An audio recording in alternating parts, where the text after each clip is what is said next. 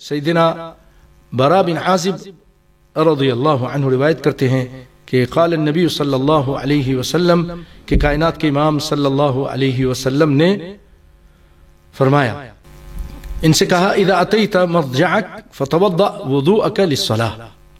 یہاں پھر وضو کا ذکر آ رہا ہے. آپ صلی اللہ علیہ وسلم فرماتے ہیں جب تم اپنے بستر پر اپنی خوابگاہ میں آؤ تو تم وضو کرو، نماز والا وضو. یہ نہیں کہ منہ پہ چھینٹے مار لیے، ہاتھ دھو لیا، کلی کر لی اور خلاص، نہیں، نماز والا وضو کر کے آؤ. ثم اضطجع على شقك الایمن، پھر اپنی دائری کروٹ پر تم لیٹو. ثم قل، پھر کہو. یہ آپ صلی اللہ علیہ وسلم تعلیم دے رہے ہیں، اس طرح سکھا رہے ہیں.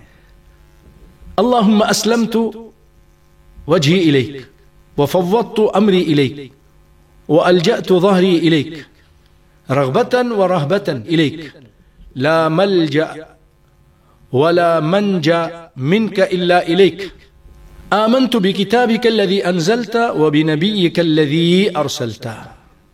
اللہ اکبر. یہ دعا ہے، مشکل نہیں ہے، چند دن پڑھیں گے تو یاد ہو جائے گی. آپ فرماتے ہیں فَإِن مِتَّ مِن لَيْلَتِكَ فَأَنْتَ عَلَى الْفِطْرَةِ. آپ فرماتے ہیں کہ تم اگر اس رات فوت ہو گئے تو تم فطرت پہ فوت ہو گئے.